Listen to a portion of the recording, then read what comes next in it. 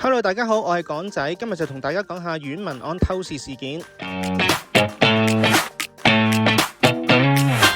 原本咧我就覺得咧呢單嘢冇乜嘢好講嘅，即係純粹去偷嘢啦。咁佢都唔係第一次犯案啦，係咪？但係咧事後佢喺 Facebook 出嗰個 post 咧，又好耐人尋味嘅，就引起熱論嘅。咁所以咧今日咧就嚟講下咧呢件事啦，同埋佢呢個人係點嘅。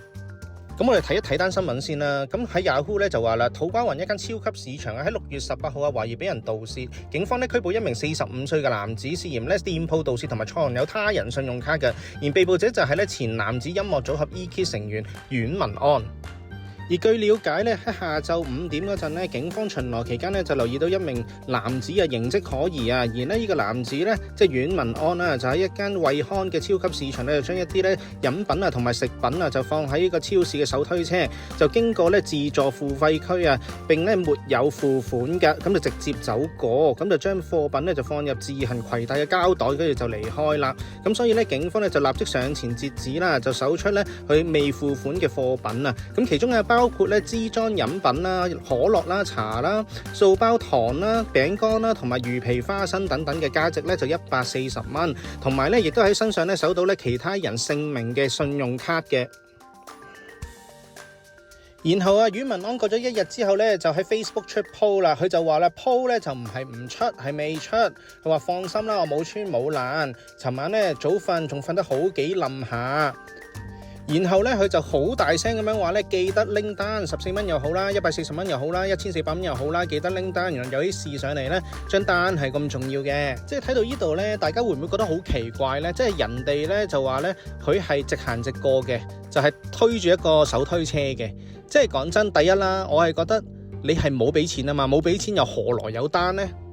而一件事係好難屈你嘅，因為咧有 CCTV 噶嘛，即係你架車係直行直過，你冇停留喺個地方俾錢，咁其實 CCTV 又睇到啦，警察又睇到啦，其實你真係好難去辯駁噶。同埋唔好話咧，你喺 counter 俾錢，淨係喺機器嗰度俾錢啦。其實而家咧科技咁進步咧，兩邊都係有記錄噶啦。咁我曾經咧都有一個朋友咧係做 cashier 嘅，咁其實佢都話咧，其實喂最尾你埋單噶嘛，即係你最尾咧要記翻啲數噶嘛。其實所有嘢咧係唔會冇記錄噶喎，係一定有記錄噶喎。之後有啲網民咧就喺網上面咧就幫阿阮文安啊，就話咧，喂你黃嘅話，你點會信啲警察咧？啲警察有機會屈你噶嘛，佢一定係屈阮文安嘅。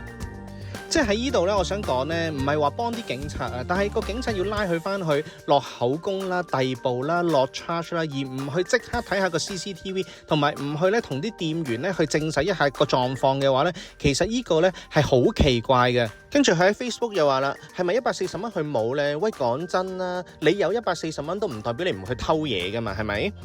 之前都有警察會偷嘢㗎，佢30蚊啊、60蚊嘅嘢都會偷㗎，但係佢哋嘅人工都有3萬蚊以上啊，咁唔代表你有140蚊係唔會偷嘢嘅喎。而你一個好大嘅共通點嘅喎，同其他偷嘢嘅人就係你賭錢咯，大家都係㗎，賭錢啦、爭人錢啦，跟住咪去偷嘢咯。而你朋友張信用卡喺你身上咧，就唔多作評論啦。畢竟咧，人哋都冇出嚟講咧，話你偷咗張信用卡，咁我就當你冇啦。而最後咧，你個 post 咧就係話呢啲警察係屈你嘅。而今時今日咧，嗰啲差人哥哥係唔會再信你嘅。咁其實你想同市民講啲咩啫？即係其實你想同啲市民講就係你係被政治迫害啊嘛，即係你係冇偷嘢啊嘛，係咪？而最搞笑嘅係咩咧？就係你個 post 下面啲留言嘅，即係我哋大家一齊睇一睇啊！佢呢度就話啦，其實你嗰班五毛咧見到咧，真係唔使咁 high 喎。落案上庭可以代表咩？喂，大佬落案上庭咧，即係代表咧佢已經有咧充足嘅證據話你偷嘢啊嘛。咁其實代表咩？代表咪就係你有做過咯。然後佢就話啦，完全同一直寫緊咧，記得拎單同埋多謝佢朋友去差館幫佢澄清嗰張信用卡係冇衝突嘅。喂，大佬啊，冇衝突，你出個 post 做咩啊？即係你個 post 咧叫人記得拎單，原來同你咧偷嘢依單案件咧係完全冇關係嘅話，咁你出個 post 係咪即係想誤導我哋咧？即係誤導我哋覺得你個 post 係澄清緊你冇做，但係其實唔係咧。其實我係覺得咧，你真係好似網民咁樣講，你咪講一句咯，你究竟有冇做過咯？其實信就信，唔信就唔信啊嘛，係咪先？一係你就唔好出 post， 你唔出 post 咧就大家估估下就算啦。咁大家咧真係學你話齋，信你嘅人就信你啦，唔信你嘅人咪唔信你咯，係咪？而最好笑嘅係咩咧？最好笑咧就係咧，佢嗰個 post 咧係有相嘅，而嗰張相咧就係嗰啲咧佢偷咗嘅食物嗰啲相嚟嘅。而而個問題係咧，嗰11件嘢咧，理應就係俾警方扣留咗，作為呈堂證供噶嘛。而佢咧就應該係保釋之後咧，就買翻嗰11件嘢咧，做場大龍鳳。所以如果你話你個 post 咧唔係誤導啲黃絲，我係唔會信噶咯。仲要你都夠膽死揾林子祥做例子嘅，話自己唔係偷啫，唔記得咗俾錢。你係放緊11件嘢喺個袋度啊，唔係一件嘢啊。你放每一件嘢嗰陣咧，係咪都提醒緊你係未俾錢啊？其實我哋可以一齊還原翻件事啦。其實就係阮文安去超市偷嘢啦，跟住就俾人發現咗咯。咁發現咗之後咧，就拉佢翻差館啦，跟住落口供啦、保釋啦。然後咧佢出翻嚟之後，第一件事係做咩咧？就係咧用140蚊咧去買翻啲零食，跟住影翻張相就 po Facebook。而 Facebook 嘅 post 咧，佢主要帶出3樣嘢咧。第一樣嘢就係記得拎單啦，即係佢暗示緊咧，佢係因為冇拎單，所以俾人誤會啦。第二樣嘢就係咧，佢有140蚊啦，所以佢可以買翻咧咁多嘅零食啦。第三個咧就係咧，今時今日嘅警察唔會信佢啦，即係暗示緊呢啲警察係屈佢噶啦。咁好明顯咧，其實暗示屈佢嘅話咧，咁即係話咧，佢依樣嘢係話俾黃絲聽噶嘛。佢係話俾黃絲聽，佢係覺得黃絲係會信佢噶嘛。所以佢咧所做嘅嘢咧，同佢以往做嘅一樣嘅，就係消費黃絲咯。淨係睇你 Facebook 嘅回應啊，其實已經知道你心虛啦。喂，大佬啊，人哋問下你咧 ，Facebook 上面嗰張相咧係咪你偷嗰啲嘢？喂，你話張相唔係重點喎，即係想提醒一下咧，大家咧記得拎單喎。之後網友又問你，7月9號上庭咧，如果你冇做過，你係咪會唔認罪啊？跟住佢竟然咧就同網友講，喂，好多人都認罪噶喎。其實你咁講都係想暗示咧，你係政治被迫害啊嘛，咁被迫害嗰班人係會認罪噶嘛。但係我真係好想講咧，其實阮文安咧，你係冇乜被政治迫害嘅價值噶。即使係你之前 A 小姐嘅事件啊，其實你嘅入罪咧都唔係因為國安法啊，係因為你煽動同埋洗黑錢啊嘛。如果真係要用國安法嚟治你嘅話咧，我諗咧首先嘅條件就係咧，你犯嗰個罪行咧原本咧嘅普通法係治唔到你先咯。即係話咧，人哋就係因為咧，你而家犯嘅罪行係已經可以用而家嘅法律治到你，佢根本就冇必要去政治迫害你，冇必要去用國安法去治你啊嘛。同埋你唔好當黃絲係傻仔嘅，黃絲同藍絲最大嘅分別係咩啊？就係會有獨立思考啊嘛，冇人會因為咧信念咧而無條件去信你嘅。再加上咧，你個人設係咪值得相信嘅咧？即係如果你要人哋信你咧，仲有一個條件就係咧，你係咪一個清白之身咧？即係你過去嘅行為記錄係咪值得人哋相信先？而事實上唔係，你中學時期已經有人爆你去偷嘢噶啦，而2019年咧，你前女朋友咧亦都話你咧有欠債唔還同埋偷竊嘅行為，又有賭波嘅行為。咁你究竟可以憑乜嘢咧叫啲網友信你咧？就係因為你啲頭髮黃冚冚啊！然後我想講關於你嘅人設問題啊，即係你兜花園嘅能力咧，真係好鬼犀利嘅，即係唔叫你一聲阮老師都唔得。即係如果你睇翻佢點樣反駁啲網民咧，其實你可以想象到嘅。如果你係佢條女啦，你質問佢，喂，阮文安，你做乜搞大人哋個套啊？跟住佢會點咧？佢就會影張被印套嘅相同你講，送你4隻字，記得戴套。唔戴套有起事上嚟咧，真係好大劑啊！喂，咁你真係嗰陣有冇戴套啊？阮文安，你覺得我幾十蚊嘅套都買唔起咩？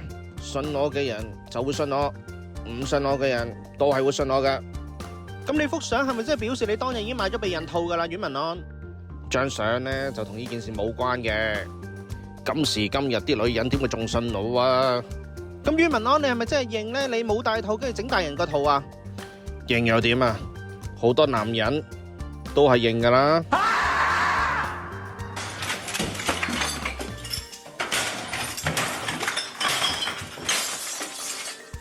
即係你同呢啲人辯駁咧，即係嘆為觀止嘅喎。即係如果你係佢條女嘅話咧，你又真係浪漫啊！佢日日同你遊花園嘅。即係我唔知道今時今日仲有冇黃絲咧，都真係仲係信緊佢俾人迫害啊，信緊佢係冇做呢樣嘢啦。即係我都明啊，大家持住相同嘅理念，大家係好想做同路人嘅，大家好想互相扶持嘅。而有時候咧，我覺得我哋真係善良到咧，只要係同一理念嘅人咧，我哋都會伸出援手。但係如果大家發覺自己嘅善意係俾人消費嘅話咧，大家會唔會咧都諗下，喂，其實相同理念嘅人都有唔好嘅人呢？即係有時咧，我哋咧發現一啲咧理念相同但係品格有問題嘅人咧，即係我哋都會嘅，個心理係唔平衡嘅，即係咧會有一種咧好唔舒服嘅感覺。咁為咗減少一種感覺咧，我哋都會咧有時候會比較麻木啦，去忽略咗現實啦，同埋咧有時咧嗰陣都係嘅，即係 A 小姐事件當時我嘅第一感覺我都會覺得，喂，會唔會真係政治迫害佢啊？其實佢個人唔係咁樣㗎，即係至少我同佢都相同理念啊，係咪可以包容咧？而事實係點呢？就係對嗰個人希望越大，失望越大咯。所以我覺得咧，秉持相同理念嘅人咧，我哋都要有翻條底線，就係嗰條底線，可能我哋真係可以包容好多嘢，可以接納佢好多嘢，好多缺點，但係我哋都要有翻條底線。而嗰條底線就係唔可以違背我哋嘅道德觀念咯。而我只想同阮文安講呢，即係如果你真係想大家人相信你嘅話，其實好簡單，就係你做好你自己。你做好咗自己，你就可以影響到人啊嘛。而我覺得你而家每日做緊嘅嘢就係消費緊黃人咯。即係如果你睇佢 Facebook 咧，佢係得嗰3樣嘢嘅啫嘛。第一樣嘢咧就係佢可以回覆晒咧所有人嘅留言，我真係唔係好明咧點解一個人咧可以咁得閒咧回覆晒所有嘅留言嘅。第二樣嘢咧就係分享佢去茶餐廳食個茶餐，幫襯黃店。而第3樣嘢咧就打篇長文叫人哋堅持啦，又或者咧同人哋講生日快樂，而嗰啲人咧係唔識佢嘅。所以咧總結嚟講咧，我只係可以形容佢咧偷嘢咧你就唔係專業噶啦，消費黃人咧你絕對係專業嘅。最後應承我記得上庭。今日就講咗咁多先，下次見，拜拜。